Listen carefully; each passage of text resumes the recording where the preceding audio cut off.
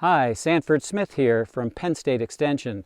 Today I'm going to talk about forest aesthetics and forestry aesthetics. Now what's the difference? Well, aesthetics means the visual beauty of something.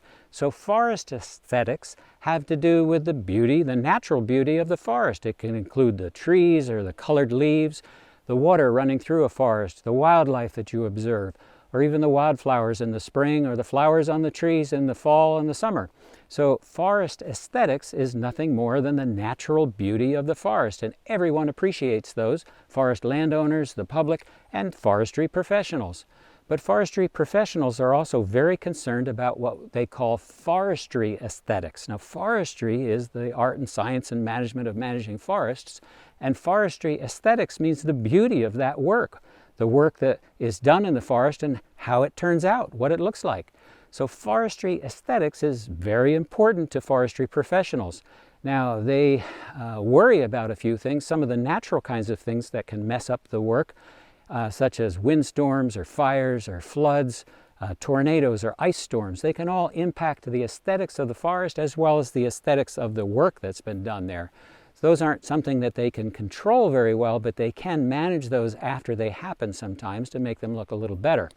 But the thing that foresters are most concerned about when it comes to forestry aesthetics is when individuals who are managing property or forest landowners have a timber sale without any kind of professional assistance. In that sense, I mean they don't have an independent forester working on their behalf to help them manage their forest. So forestry aesthetics can be good or they can be bad as a result of a timber harvest. Timber harvests, of course, are very important. They help us manage forests in different ways and provide wood products for society. But if a timber harvest is done well, you're going to have beautifully laid out roads in the right locations. You're going to have proper concern for the future forest. You're going to have lots of beautiful regeneration, young trees coming in. And the trees that are left on the site, if there are some, are going to be in very good shape. They're not going to be damaged by the harvesting activity that went on. But if you have a very poorly done timber harvest on your property without any forestry professional assistance, you're going to have a problem. You're often going to have lots of invasive plants that weren't controlled originally, so that now they become a major problem when you have a harvest and preventing young forest trees from coming back in.